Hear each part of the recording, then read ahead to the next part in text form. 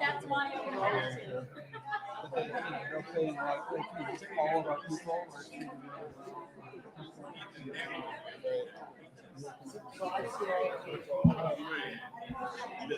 are all working together.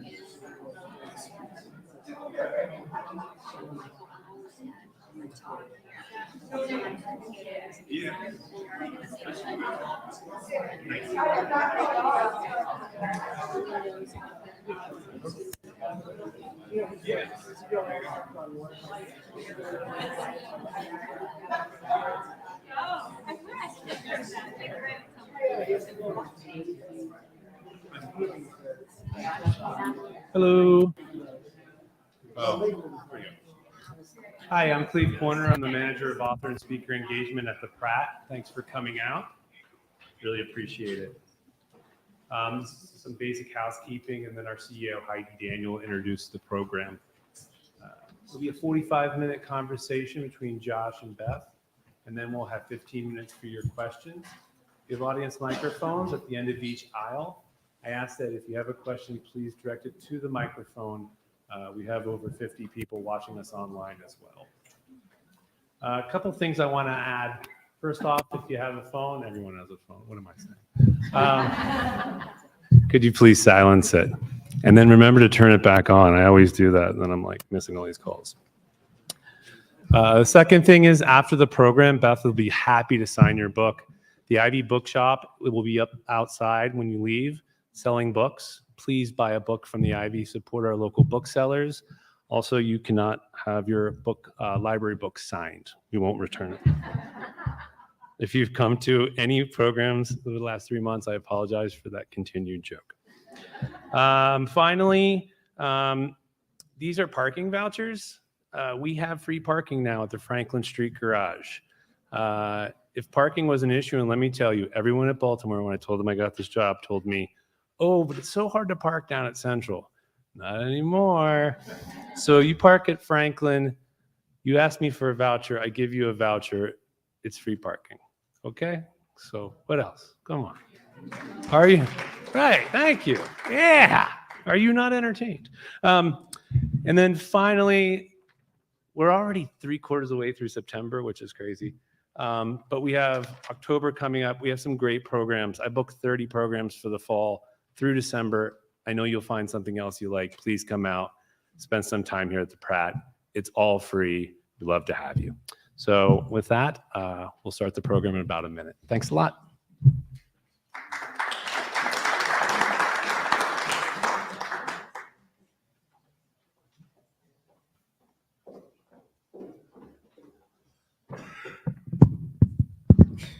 Good evening, everyone. Sorry, there's a little height difference between Cleve and I with the microphone there. Good evening, everyone. I'm Heidi Daniel, President and CEO of the Enoch Pratt Free Library. And I want to thank you so much for joining us tonight for this special edition of Writers Live. Welcome to the Pratt Central Library, and welcome to everyone tuning in virtually this evening as well. This is one of the first events in a packed full schedule here at the Pratt Library. Next month, the Pratt welcomes former ESPN SportsCenter anchor Jemele Hill. In November, journalist April Ryan will return to the Pratt stage. And the Hackerman Best and Next Speaker Series returns in November with comedian, social commentary, and TV host, W. Kwamu Bell. I encourage everyone to pick up a copy of our Compass magazine to learn more about all of the great events taking place here at the Pratt. And I want to take a moment to thank the generous donors to the Pratt Library. None of these free events would be possible without you. And this year, your support has also helped us offer free parking for those who attend the Writers Live events here at Central. I know Cleve mentioned that, and many people have said that they have a hard time parking, so now you don't. Please make sure to pick up your voucher for the Franklin Street Garage from a Pratt staff member before you leave this evening. Now, for tonight's main event. Beth Macy is an award-winning journalist and an author who has written 4 books. She is one of the preeminent journalists writing about the opioid crisis in the U.S. Her book, Dope Sick, was recently adapted into a Hulu limited series that won the Peabody Award. Her latest book, Raising Lazarus, takes a look at the impact of the pandemic on the opioid epidemic in our country. You can purchase a copy of Raising Lazarus from our friends at the Ivy Bookshop. Tonight, she is joined in conversation by former Baltimore City Health Commissioner, Dr. Josh Sharfstein. Please join me in welcoming Josh Sharfstein and Beth Macy.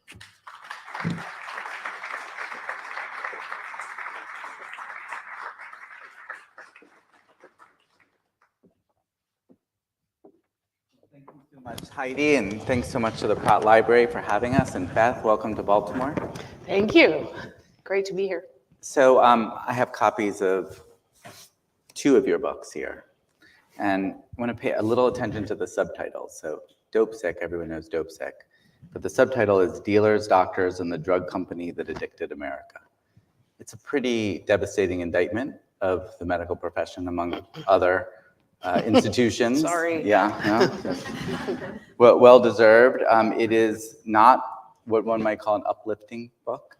You know, it is very serious at describing the problem. And then I think the world was hoping you would write a book that could point the way out of this mess. And you have now written Raising Lazarus, and the subtitle here is Hope, Justice, and the Future of America's Overdose Crisis. So I want to ask you to set the stage a little bit for people who haven't watched the miniseries recently or picked up your book recently. Let's talk about the problem for a minute, just a minute. What happened in this country? Sure. So Dope Sick really tells the story of the origins of the crisis and how intractable it was seeming to be. It's still seeming to be. I was saying earlier before tonight, we still have an 87% treatment gap, which means that only 13% of folks with opioid use disorder have managed to get treatment in the past year. And when I finished Dope Sick, it really goes back to the beginning with Purdue launching OxyContin and spreading this false narrative that opioids were virtually non-addictive, when for a century we knew that they were indeed addictive and should only be used cancer, end of life, severe pain, post-surgery, etc. And, they told doctors, they exaggerated the benefits, downplayed the risks, and here we are. I traced the story from the origins to when the pills got harder to get. And you and I may not have known that heroin and OxyContin were chemical cousins, but the drug cartels sure did. So based on the fact that one's fear of withdrawal, which they call being dope sick, which they all say is like the worst flu times 100, is what's keeping people using. At the end of their journey, they're not doing it to get high. They're doing it, they actually call it to get well. It's the first thing on their minds when they wake up. And so I followed this young woman for Dope Sick for 2.5 years. Her dad was a hospital surgeon. Her mom was a nurse. They had a vacation home on Bald Head Island. They had all the resources that you would think of. And yet she hit every barrier that she could think of. She couldn't get treatment. She couldn't get medication-assisted treatment. She couldn't get on buprenorphine or methadone. When she did get on it, she got kicked out of the program for a marijuana-positive drug screen. She had to pay $500 a visit for the first visit, and then $100 thereafter. This was before Virginia had expanded Medicaid. Anyways, her medical abandonment. And, she was arrested numerous times. She was at the hospital numerous times. She was never treated for her opioid use disorder. And you can draw a direct line from that treatment gap to her death. She was murdered on Christmas Eve in Las Vegas. Her body was found in a dumpster. The last scene of Dope Sick is her mother saying goodbye to her battered body in a funeral home. And I thought, oh my God, I am not going to be able to write about this again. My husband said, you should write a cookbook. I mean, that's how bad it was. My doctor thought I had PTSD. My blood pressure shot up. Yeah. I was a little bit scared of the scary lawyers at Purdue. I mean, all of it. But then as I started talking about the book around the country and started seeing, like, not a lot, but I started seeing innovations. And the thought with this book was that as this opioid litigation funnel is about to open with these cases, communities need to know what the evidence says is the best way to treat it, because we're not doing that now at all. Well, I think you gave a little bit of sense of why your books are so compelling, because you have, the documents that show what happened. You have these incredible stories. I remember for that, friend of yours, you were taking her to treatment yourself in that book. I was taking her to NA meetings, which were a condition of her being on buprenorphine. And when she asked for somebody to sponsor her, they said no, because she was unclean, because she was on this life-saving medication that every medical body says is the best treatment. So one of the themes that comes out in that first book isn't just all the people responsible for the problem, but why the systems that were supposed to catch that problem, right? I mean, the overdoses quadrupled in this country. They didn't react. I mean, you have a pandemic, and say what you will, people were talking about it very quickly in this country, but that didn't happen with the overdose epidemic. And maybe just comment a little bit about what failed in addition to what caused the problem. Well, first of all, OxyContin was approved with this crazy label that said it was virtually non-addictive and that it was safer to use than competing opioids like Percocet, Vicodin, etc. And the person who approved it went to work for, wait for it, Purdue Pharma a year and a half later, making a lot of money, almost $400,000. So that is a failure of the revolving door. We saw that hit again. We saw the regulators being bought off at a lot of turns. In 2018, I think it was, when Congress passed a law that Obama signed, basically kneecapped the DEA from going out after suspicious orders. And then I've already talked about buprenorphine and medication-assisted treatment. We also have this kind of cumbersome addiction treatment hoops that doctors have to jump, and which is a part of why we have such a huge treatment gap. Now, some of that is doctors' fault. They don't want to do it. These are difficult patients, they say. They don't want those people in their waiting room. And what I say when I talk to doctors, and they don't really love me, is I don't care if you didn't take a trip to Arizona and Florida at the behest of Purdue Pharma. You participated in a system that helped addict 7 million people in this nation. You should participate, if you really care about doing no harm, in the correction of this. Yeah, so I mean, I read Dope Sick as a devastating indictment of the organizations and the people that caused the problem, and a devastating indictment of the systems that were supposed to spot it and react. And so that's the frame for me to talk about the new book. Because in this book, it also, I think, has two things going on at once. The kinds of solutions that you see working, and also the reasons that are holding those solutions back. So you decide you're not going to write a cookbook. You're going to talk about the potential solutions to the overdose crisis. Where did you start? So I cast my net wide. And I did what I always do, which is I find innovative people whose work is backed by evidence and research. But secondly, and more importantly, their stories move me for one reason or another. I start the new book out in a McDonald's parking lot next to a dumpster with a harm reductionist who is a nurse practitioner by day and at night a harm reductionist, meeting a new patient for the first time. And the guy is crying, he's high, he's late, he's got a face mask broken, dangling from one ear, and he says, "I'm gonna die if I don't get off the needle." And Tim says, "Well, let's get you some help." The next day, he's gonna prescribe, he's gonna call in a low-cost prescription to Walgreens, which he has prearranged, but he wants him to know two things, and these are really the crux of the book, these two things. One is, he says to Sammy, you can get better. Most Americans think they can't get better. They've written off this population. Most people with OUD think they can't get better.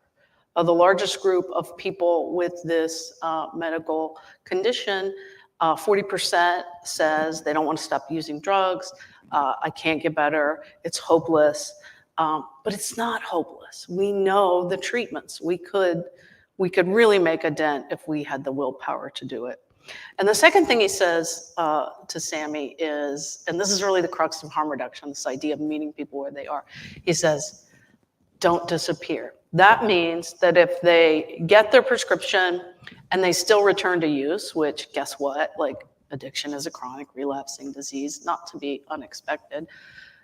I still want to see you next week. And if you can't make it to this parking lot, I'll meet you at the Arby's closer to your house, or I'll come to your house. Or if you lose your house, I'll meet you in a tent. And it's this notion that otherwise these people are just being abandoned and left to die. So Google is not going to fix this problem. This is a low-tech, high-solution problem, in my opinion.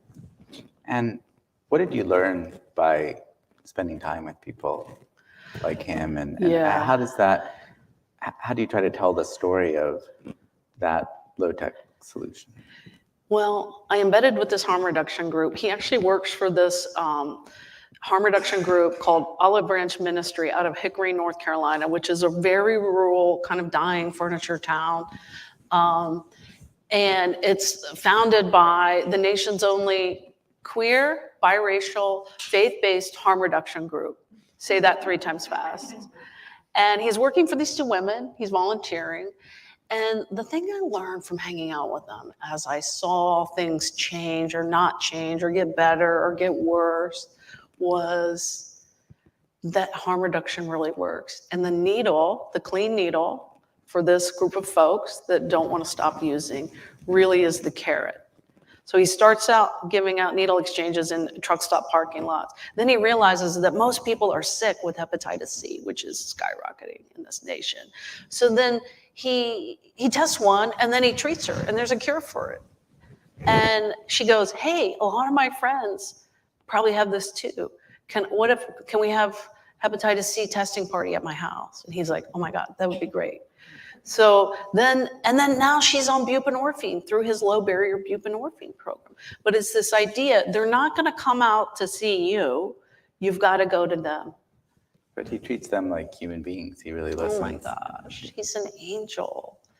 Yeah, and he's not going to push recovery down their throats. He's going to wait for them to bring it up. I mean, he has people that have been using drugs for 20-some years, and now some of them aren't, and that's a miracle. Some of them he's lost, too. And he would send me these notes, about 1 a week. Subject line, our peeps. And he would sort of bring me up to date on, who died, who got better, who's still doing really good, who's now helping other people. He loves it when that happens. So the light goes on for you about harm reduction. You talk about the evidence for harm reduction. You talk about the evidence for treatment.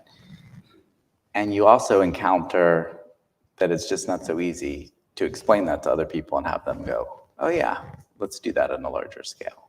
That just like in that first book where the systems are failing as the problem is growing, systems don't embrace some of these solutions with evidence. Yeah, I interviewed the nation's first drug czar, Jerome Jaffe. He's in his 90s now and doing research. We know him well in Baltimore. Do you? Yes, yeah, Oh. he's been around Baltimore for a while. He's awesome. And he said that it was kind of difficult to interview because I was like, back in those days, before the drug war really kicked in, we had our federal dollars, 30% went to incarceration, 70 went to treatment, and now it's exactly flopped. Right? And so I'm like, how do we get it back to what you initially designed? Oh, by the way, in 6 or 7 days. He reported directly to Nixon. That's why I make that recommendation that the drug czar should be on the cabinet. And, you know, Nixon was trying to get votes with returning veterans that were addicted from Vietnam to heroin. And so it was political then. But what Jaffe said was, it's not easy to come up with a treatment that's both acceptable to the people who have the medical problem and to the public. And I thought, well, duh, of course. But I just kept thinking of that every week as somebody hit a snag. I would, you know, it was such a political problem. In my own city of Roanoke, Virginia, the police chief stood in the way of a needle exchange opening for 2 years because he said, quote, if we give out needles, we might as well give out marijuana cigarettes in the elementary schoolyard. And he had to get gone before we opened a needle exchange. And the first time I went, I thought, this is what Tess Henry would have loved. She's the young woman that was murdered at Christmas.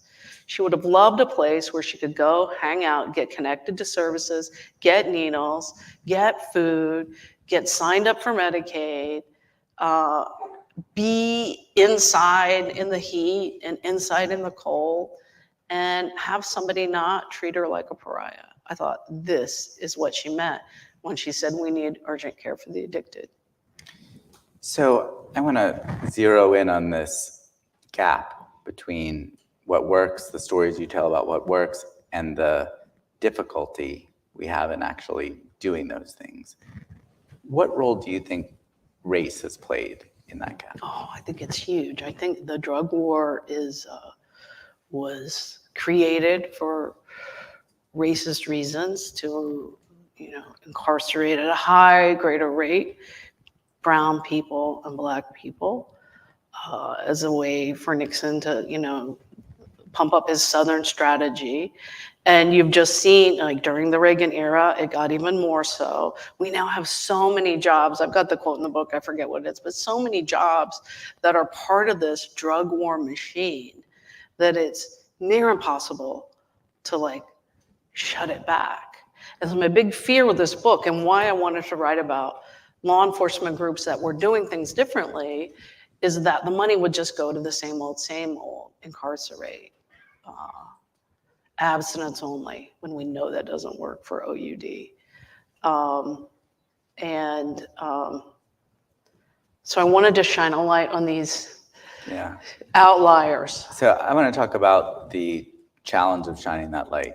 Yeah. And take you to Batesville, Indiana, where you tell a story about a nurse, I believe, who is doing great work. Or yeah, she's not a nurse. She's a hospital administrator. Okay. Yeah. And she's focused on getting good services. Amazing, amazing. So she's this badass from Eastern Kentucky, which is one of the fonts of the opioid crisis. Purdue particularly targeted Appalachia.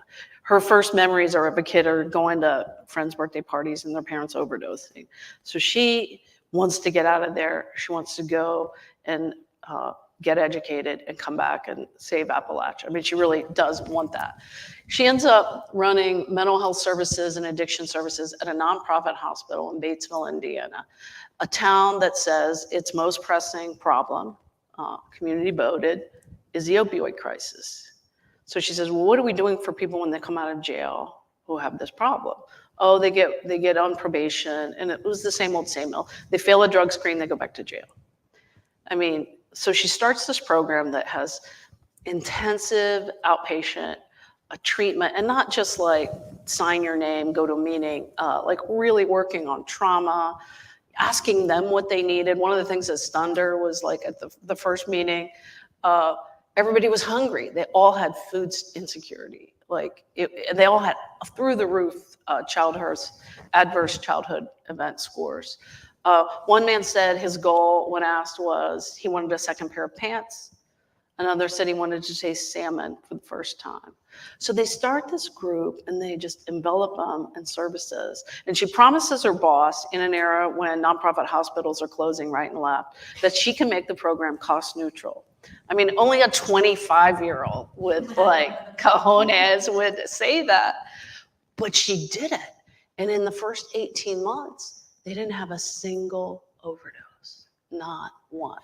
Now that changed when COVID hit, but she innovated this program. Part of what she did is she went all over the state and found the most amazing psychiatrist she could find. He didn't want to come to Batesville, Indiana. Well, she camped outside of his door and begged him. And finally he said, okay, I'll give you a couple days a week. And she just would do anything it took. And then the big hiccup was when the state was supposed to reimburse her for their social workers, that was going to make the program cost neutral. They didn't want to do it because the program was located in the courthouse, not a medical facility. She said, that's why it works, dude, that's why it works. And she burst into tears. And she said, I know. What if I buy part of the courthouse? So for $25 a year, they roped off part of the courthouse, put a wall up, put a sign on the door that said the name of the hospital, the name of the courthouse, Suite A. They thought it sounded better than Room 1. And it worked. Or so I thought it worked. So when I come on the scene, I'm writing about this woman. I've been interviewing her for 3 or 4 years at this point. I go and she's telling me about this program. And so I pitch it to the Atlantic. They're super interested in it because there are so few positive stories about addiction. They thought, great. And so they sent a photographer, a videographer. It's this beautiful story. It's in the May 20 issue. And her boss was so excited, he bought a giant box of the Atlantic magazine. And just to pause for a second, I mean, part of the logic here is you've got an incredible story to tell.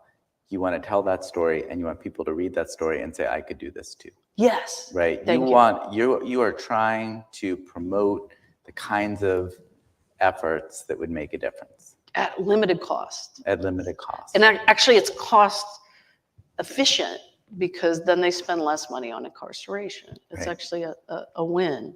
So you write this big story in the Atlantic. It's national attention to this little hospital, this administrator, and the community loves it. No. The community hates it.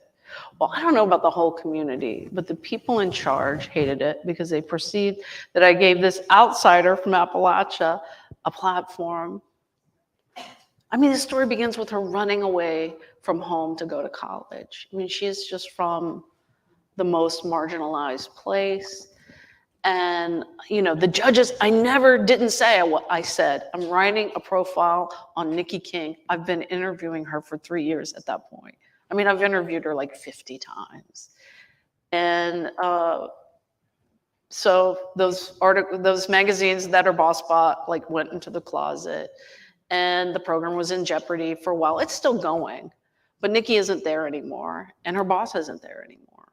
There was a lot of political blowback. It really went downhill when her boss, who I think at the time was the president of the National Rural Health Association, he was pretty high up if he wasn't president, became appointed to Biden's Rural Health Task Force. And then, it's a ruby red state. And it's just like Dr. Jaffe said, if the community doesn't want it, sometimes it backfires. Yeah, and so you have this incredible story in the book about a great program, publicity for the great program, and it turns into a nightmare for them. And you talk about how law enforcement reacted not terribly positively to the story. Mm-hmm. And to me, it just really brought home this dissonance between what works and whether we can scale it up, what works in the response. And I think the argument can very persuasively be made that we have such stigma in our policy and our attitudes around not just addiction, but effective treatment for addiction, treating people like human beings, that it impairs our ability to solve the problem. And deeply inside that stigma is racial bias, given the history of addiction in this country. But it is now carried around by so many people that half the problem, or maybe more than half the problem, is not what to do, but can we do the things that we need to do? Yeah, the evidence is so clear. Yeah. So let's talk about that dual challenge then, bringing those two things together. How do you overcome that stigma, get people to buy into harm reduction and treatment, and shift resources over perhaps from some of that enforcement and really invest in strategies that work? What is your prescription for the country? That's a really tough question. But I go back to the reason I wrote about Olive Branch is because the first time I heard Michelle, who runs it, speak, she was the only person working on harm reduction who said, we have to meet the naysayers where they are too. And I mean, you could just write them off. I've said that before and had harm reductionists get out and leave the room. They're like, you can't work within the drug war. Have to defund the police. The drug war has to go. We have this huge apparatus that we have to deal with, for better or for worse, largely for worse, but we have this huge apparatus. And what Michelle did, she and her wife started out as a food pantry, passing out needles underground before it was legal in North Carolina, under the guise of a food pantry. And they would take out granola bars, they would stick in clean needles, and they put their card in that said Olive Branch Ministry with their phone number. Didn't say needles, so if a relative found it, they would think, oh, how nice, they're going to church. And then that was 2009, and then they're poised when needle exchange does become legal to really grow. And they now have 3 standalone needle exchange centers. They have the low barrier program with Tim running around at night in his Prius that's got all kinds of things to help people. And they have relationships with the law enforcement. And one person told me, who runs a health department and is doing buprenorphine out of a health department in West Virginia. She said, show the police the same kind of kindness that you're showing to little things. She said, we bought all the police Narcan to carry. And they said, oh, you care about us as people too? And then they didn't stand in the way of little changes. So it's this idea of building little threads of trust. Now, I have a huge story in the book about Mount Airy, which is Mayberry, you know, the Andy Griffith show. The first time I went to Mount Airy, a couple years ago, it was a meeting of church volunteers that were going to ferry people to treatment, because a lot of folks in addiction live in the country. They didn't have a ride to the clinic in town. And it got hijacked by a Kiwanis Club president, a civic leader, who said, I think when they overdose, we should let them die and take their organs. No, this is Mount Airy, what state? North Carolina. Okay. Andy Griffith. We have a Maryland. We have a Mount Airy, Maryland. I just wanted to. No. So this is like their whole marketing thing runs on the fact that they're wholesome. They had the second highest overdose rate in the nation. And they wanted to just let them die and take their organs. So Michelle stands up, and she's been called in from a couple counties over, and she stands up and she says, have you heard the song, They Will Know We Are Christians by Our Love? Well, I'm not feeling the love in this room. And then, you know, she suggests, if your neighbors are drug users, how about taking them a casserole? And they're like, a casserole? Are you kidding? And then they hired, and this is cool. I love an unexpected story. One of the things that county did is they hired an opioid response director in anticipation of this money coming down this year. So they hired him a couple years ago. That was one of his first meetings. He's like, oh, dude, I don't know. This is not good. But he's a former Marine. He's a former DEA agent, former law enforcement. And the Marine Corps mantra is improvise, overcome, adapt. And so when he saw what he was dealing with, he did a bunch of things. He did a community survey that asked a lot of questions, but it also asked, do you think law enforcement is adequately addressing this problem? And it was like 80% no. Do you think the judges in the community are? No. He got money for a drug court, for the judges said no. And I'm told that might be happening now. So that's good. when the transportation network got stymied, he found a Bureau of Justice grant. He now has 5 people working out of the basement of the county administration, ferrying people to treatment. And he was really worried about it. He's like, what if they try to use it as a concierge service? And then he was like, no, it's great. Nobody's overdosed. Sometimes we stop and buy somebody diapers. We can do that. We can stop and let somebody buy diapers.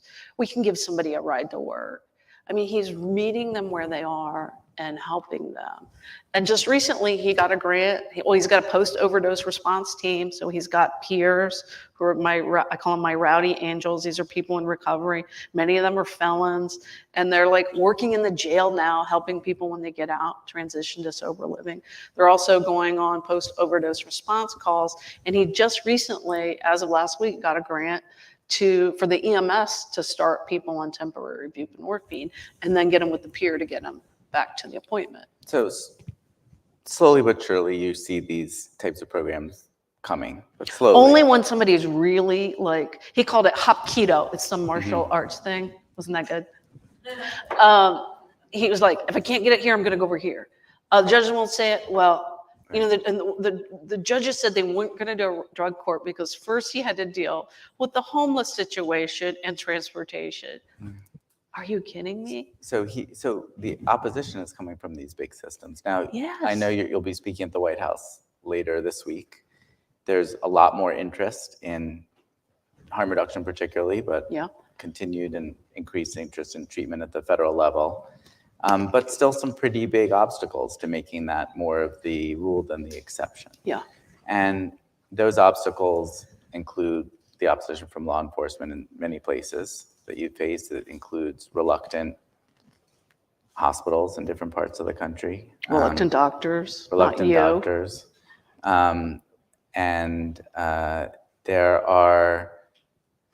It seems like the systems are on the other side. You know, the people and the ideas maybe are on the side of trying to make change, but the systems are on the other side. How do you address that? We need better leadership at all levels. You know, in Charleston, West Virginia, they have an HIV spike. At the same time, the state General Assembly outlawed needle exchange. So there's a lot of rowdy angels running around breaking the law, passing out needles. And they got to get better people to run. So they're starting to do that. They started a drug users union in Charleston, West Virginia, modeled on Vancouver. And they shut down, the city council was trying to outlaw sleeping on public property. And they shut it down. They got everybody to show up. It was massive. It was impressive. And the first time I was interviewing somebody from Vandu, that's this drug user union in Vancouver. And he said, you're not gonna get anywhere until you get the people who are affected about this involved in the solution. And I thought, I was thinking of Tess, homeless on the street, doing sex work to get well. And I thought, I can't see her doing this. I was really I had to check my own biases too, but they did it. They did it. They paid them to go to the meetings. They paid them $10 for their time. They fed them spaghetti and they asked them what they wanted. And it wasn't a walk-in clinic, although they would really be served by a walk-in clinic. It wasn't free buprenorphine. When they asked them what they wanted an end to police brutality, somewhere to take a shower, and they wanted friends.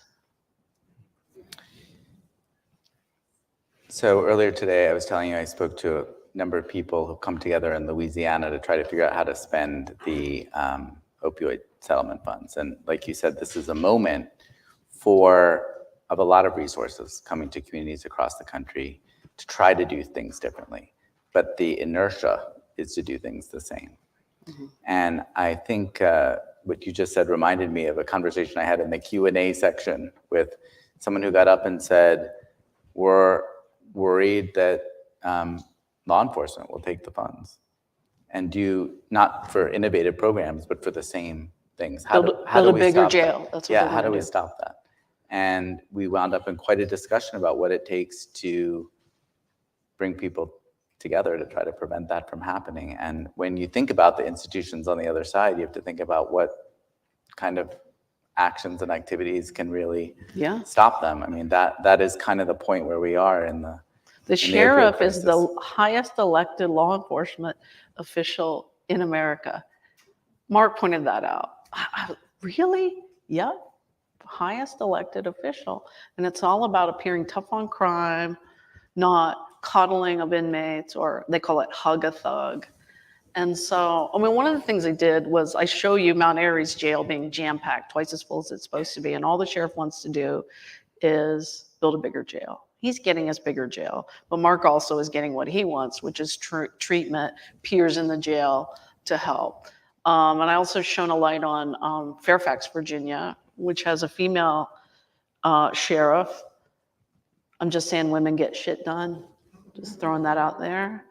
Who invited a harm reduction group in with her peers to do counseling with people with OUD in the jail and make a plan for when they left. People are 12 times more likely to overdose and die because they're opioid naive at that moment. So they're gonna make a plan together. These peers, every single one of them is a felon. And now the sheriff is telling the deputies that we're gonna give them the keys to the jail and they're gonna go in and out when they want. What? We're going to give them buprenorphine. That was another thing they started, screening buprenorphine. They had their state-funded counseling group co-located in the jail. And all the medical staff, I mean, they loved it because the behavior was better and people weren't just miserable and withdrawing all the time. And when somebody gets out, a peer picks them up at the moment of their release. They get Narcan, they get buprenorphine, and most importantly, they take them to that next step and they stay with them. And that's pretty amazing. It's very rare. Well, I know we have a tremendous audience here in Baltimore with some true heroes who work on overdose in many different perspectives. So I want to open this up a little bit early for questions. I know you all have some. We have microphones on both sides. I don't know if there's a game plan for using them, but please feel free to come up and we can take this conversation in a bunch of different directions. I'll just say that I really have enjoyed how you talk about both seeing not only the incredible resistance to solutions, but that you maintain your optimism, Well, I do because these people are awesome. I mean, they're really awesome. When I say they're rowdy angels, they really are. And I just want everybody to know about them and that what they're doing works. I mean, 0 overdoses for 18 months in this super high-risk population.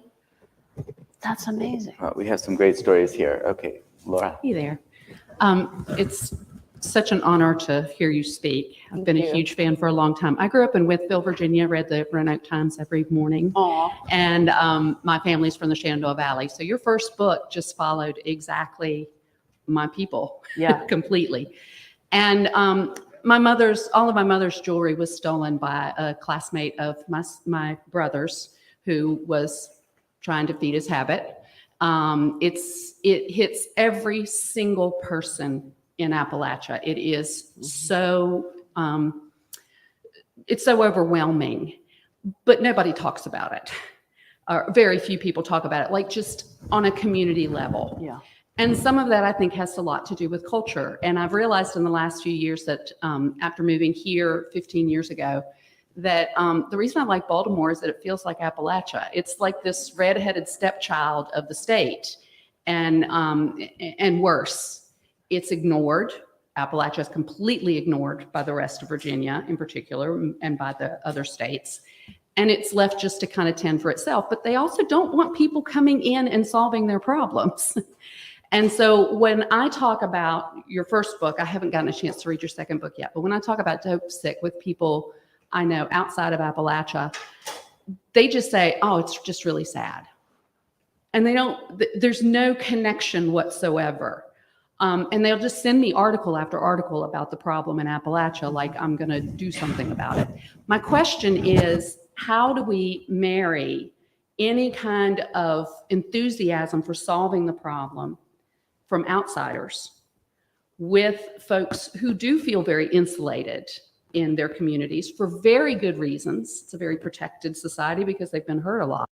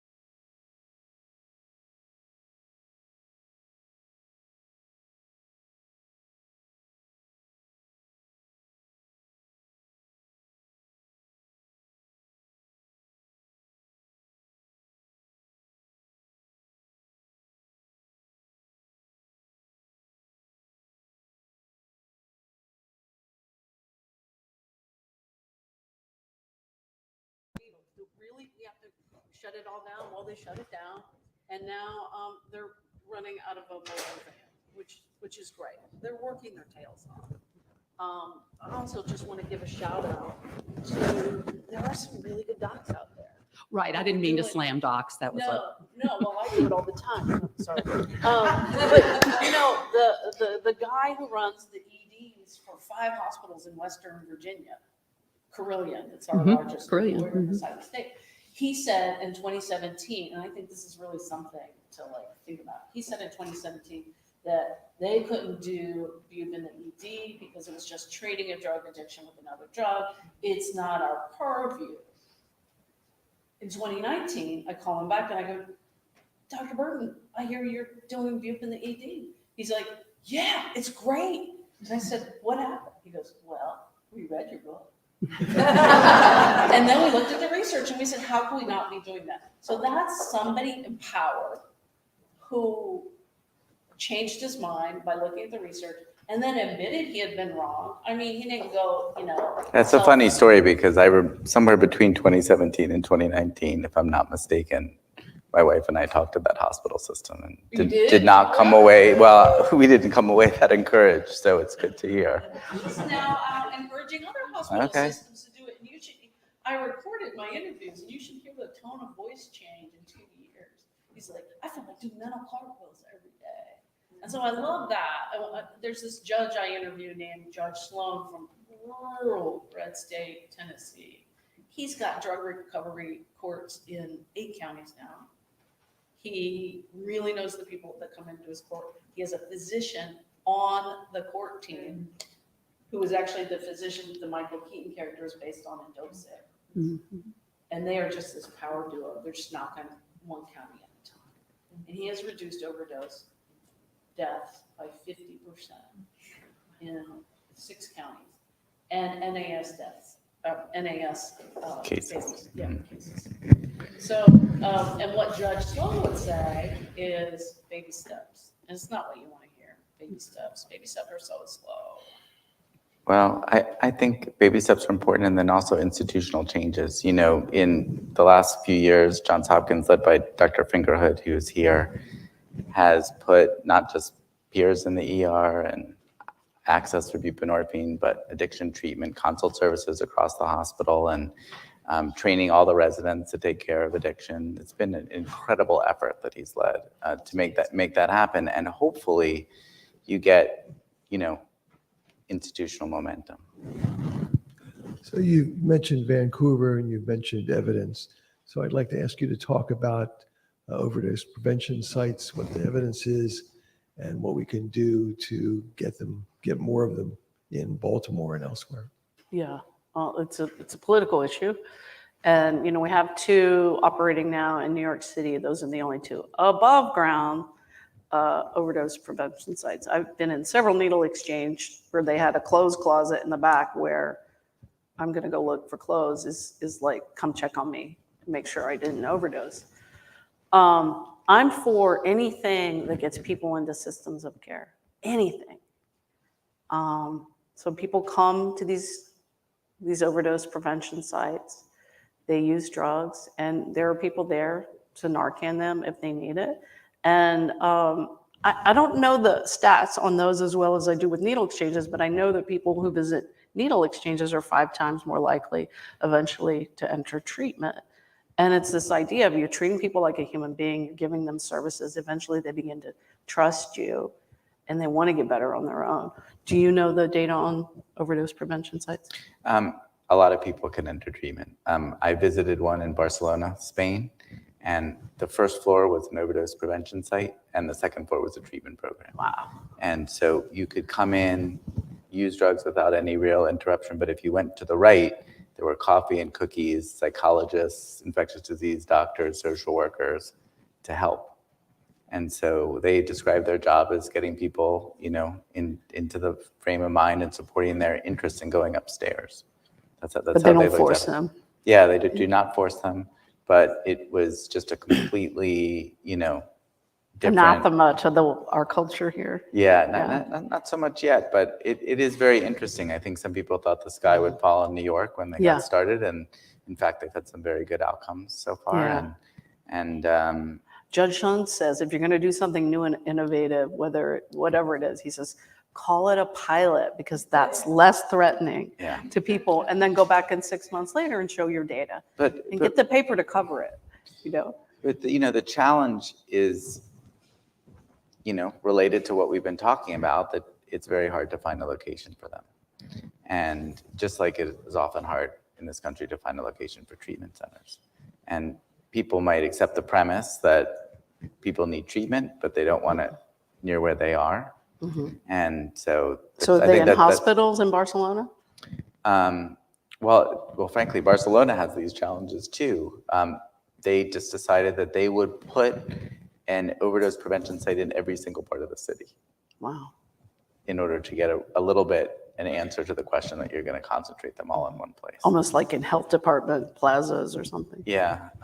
So it's, the one I visited was in an old castle, believe it or not. But they're in just these, different types of buildings, but they're trying to at least mute the NIMBYism that can happen. Yeah. But it is a challenge. It's obviously a challenge in this country too. Question? Hi, Beth. My name is Kristen. First off, I just wanted to thank you for all the work that you're doing. Thank you. I lost my son to fentanyl, and he was not an opioid. He wasn't on. It was just an accidental overdose. And I just wanted to give a shout out to a really important organization in Baltimore called Love in the Trenches, which helps families that have children that are both in recovery or active, and also families that have lost their children. So I lead a group of parents that have lost their kids. And we have a wait list that just continues to grow. It's just amazing. Tragic, but I'm glad that we're doing it. My question has to do though with fentanyl, because my son wasn't addicted to opioids, but he was very experimental, and he took, as some of the parents in my group, their children took, whether it was Percocet or Xanax, laced with fentanyl that killed them immediately. Mm-hmm. And I'd just love to hear your thoughts on that and what we can do as a community. Yeah, thank you. And I'm so sorry about your son. And thank you for all you're doing. That's amazing. Somebody here tonight, I forget which person it was, told me that fentanyl is now selling for $1 a pill. Yeah. I mean, we've got teen overdose deaths going up. I think it was about 1,000 last year. record high. And these are by and large not people who are addicted. These are people, I mean, I've had several journalism colleagues interview me and say, at the end of the interview, I lost my brother to fentanyl laced cocaine, and it was experimentation. And I mean, I think we've got to make the treatments easier to access than the dope. I have not done a deep dive into prevention. Would you care to take the prevention piece of that? Well, there's a lot to say. One of the aspects of harm reduction that is relevant to fentanyl is fentanyl checking. Mm-hmm. Fentanyl test strips. Right, fentanyl test strips or other fentanyl detection devices where you're really advising people, look, we're not excited maybe about you using, but if you're going to use, you should be really aware of the potential for an incredibly potent and lethal chemical in your And it supply just of says drugs. whether it's in there or not, right? The test strips do, although there are other technologies that can tell you how much or different things. And so often those are where you bring the drug somewhere and someone will test it for you. And Europe does this quite a lot. Oh, like a mass spectrometer. Yeah. So, but how could her son, did you say it was a Xanax? He thought it was a Xanax? Yeah, you have to, the problem is there are these counterfeit pills that are made to look like Xanaxes, they're made to look like Percocets, and they can be very nice counterfeits. And yet they're fentanyl inside. And, the economics of fentanyl is so unbelievably cheap. That it's not going It can away. be in anything. So I think, there's the broader prevention agenda. There's a very focused prevention agenda to try to get people aware of the risk of fentanyl. And there's evidence that absolutely can be successful, but it is, it's an enormous challenge. It's the reason why we're at record overdoses right now, is the fentanyl continuing to go up. Well, we know that DARE didn't work. A lot of the research has shown. I mean, Nikki tells the story about sharpening our pencils that said, don't do drugs, till they said, do drugs. It was just like laughed at in Appalachia. Do we know what prevention works with youth? Yeah, the basic premise is a lot of the programs that are like telling kids not to do drugs are not. Those are not evidence-based. But programs that help kids with coping skills, resilience skills, keeping them in school, allowing them to develop skills, those have much more evidence for them. And so And then just a big public campaign about how one pill can kill. Well, I think I'm not so sure about that. I think that the information about, test strips to the populations that are using drugs, that's extremely important. Global prevention for teens, that doesn't even necessarily have to talk about, all these facts. It's not a question of facts. It's a question of, of like memorizing facts. It's about the skills that you have, how you can say no to things, how you can check for things, how you can, look for people in your world that you can trust. Those sorts of skills are really important. Yeah, resilience. That is where I think, and particularly helping keep kids on track in school or in jobs. Because when kids fall out of work and out of school, there's a whole host of risks that they're facing.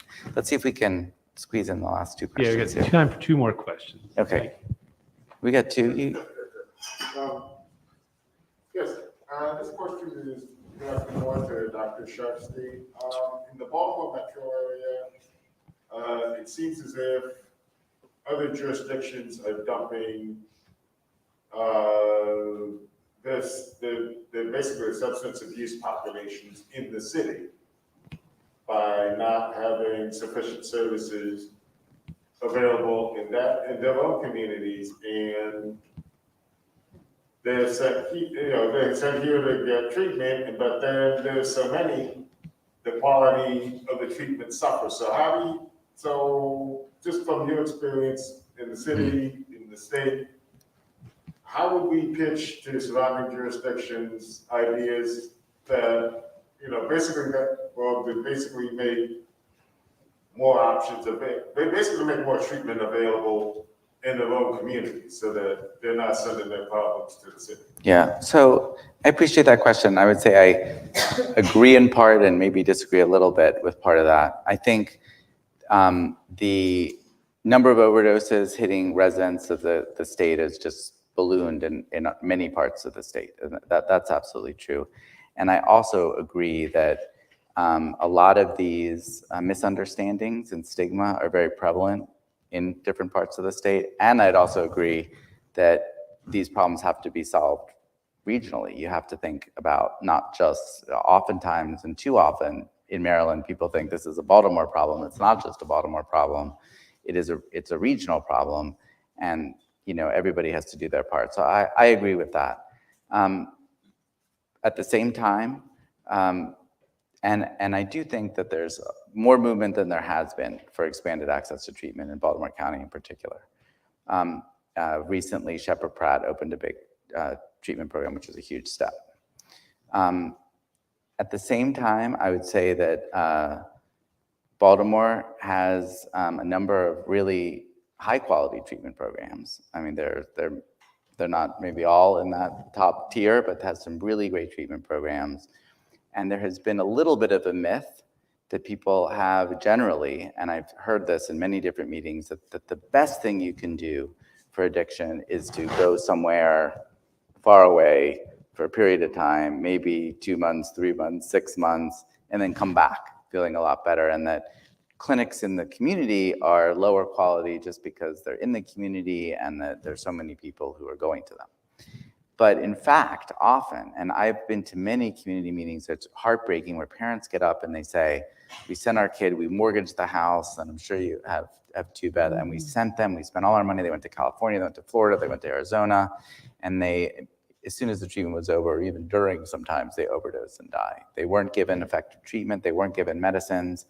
And I've been to communities around Baltimore where people get up and say, the last thing I want is for my kid to go to a clinic in Baltimore. And frankly, that clinic in Baltimore could have saved their life with treatment. And the treatment that people can get in Baltimore can be extremely high quality and much better than a lot of those expensive treatments. And so we need to, I think, support and increase, the number and quality of treatment programs in Baltimore, and make sure that people see this as the regional problem that it is, and that other communities invest in it. So I think there's a lot to be done says there. only 1 in 4 people need a residential rehab, and we've got so many people mortgaging their houses, partly because they can't stand it anymore. They're suffering too.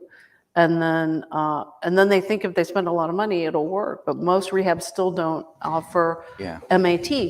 What could the Biden administration do to incentivize or to regulate this largely unregulated sphere? Well, one of the challenges is that a lot of the regulations are at the state level, but the federal government gives out money. And at some point, you could put strings on the money. And in fact, for drug courts, at a certain point, the Obama administration said, we're not going to pay for drug court treatment that doesn't offer medications to people. So I do think that there are some policy levers, but it's hard. I would just say, I think part of the reason people turn to these types of programs is because they desperately want their children to be fixed back to where it is. That the fact that their children may have a chronic illness and may need long-term treatment is a very, very hard thing for people to come to accept. And so when you have somebody, you just Google, if you Google drug treatment, the first thing you get are all these come to our seaside resort and in Ride 3 horses. months, ride horses,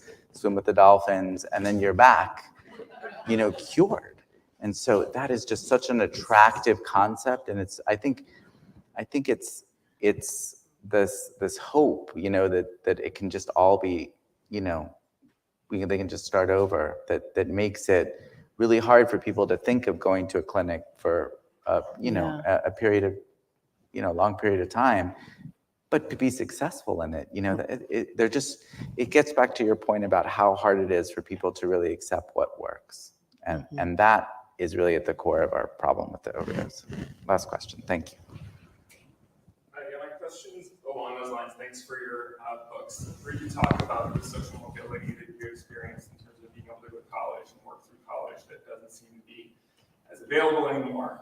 And also I don't know if you still carry around the locket, the Baldwin quote about whatever isn't faced can't be solved.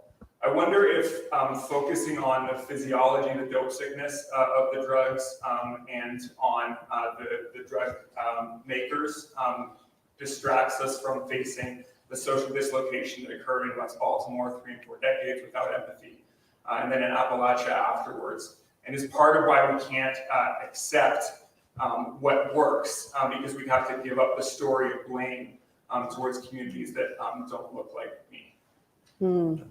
That is a great last question. That isn't just a good last question. Did anybody record that? That is a I want to great like last read it question. again. That is terrific. Yeah. I mean, I absolutely agree with that. Has anybody seen the show Dope Sick on Hulu? Dope Sick. The best thing about the show was, so we sold it as a legal thriller. The showrunner sold it as a legal thriller. You've got these two U.S. attorneys that are going after Purdue Pharma. I totally agree that there is, so much emphasis on going after them. But we didn't think we could sell a show just about people like Tess, who were in addiction. I mean, maybe we were wrong, but in 8 hours of television, you learn what went down, who let the American public down, and it's exciting. And in between, you see A-list actors like Michael Keaton struggle to get on methadone. They won't give him his license back. Then he struggles to get on Suboxone.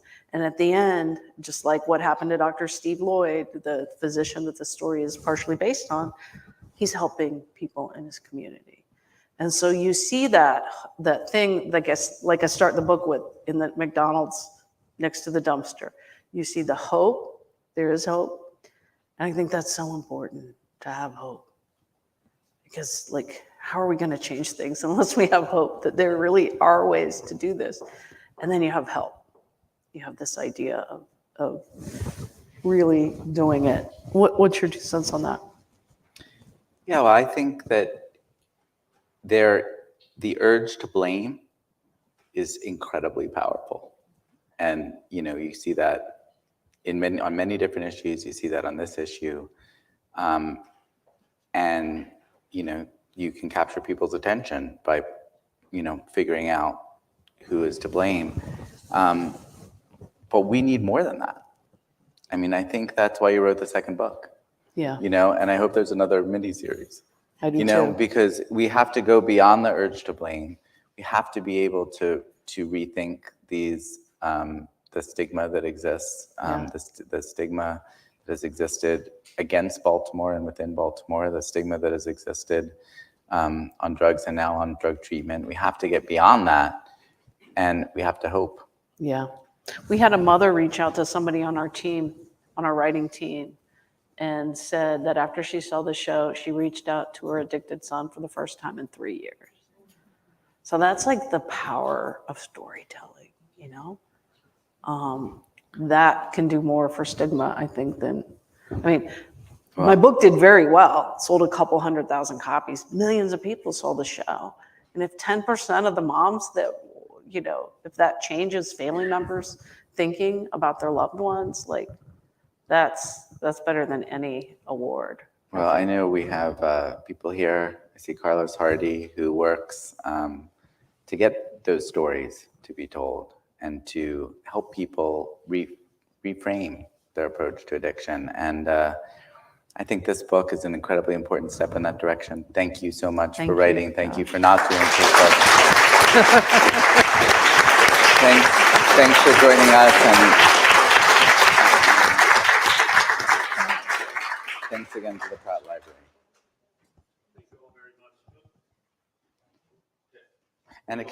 And can I just say, in 2 days, right here, 3 days. In 3 days, on Thursday, right here, the Bloomberg School of Public Health with the Pratt and a number of other groups are putting on a Stoop Stories event where people are going to tell stories of related to their health and public health here in Baltimore. It should be really great if you're around. Thursday. That's amazing. That's a really good.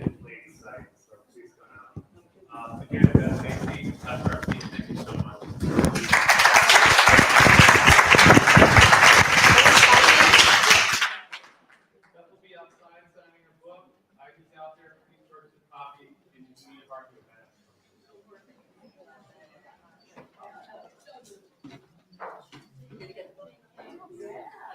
Yeah.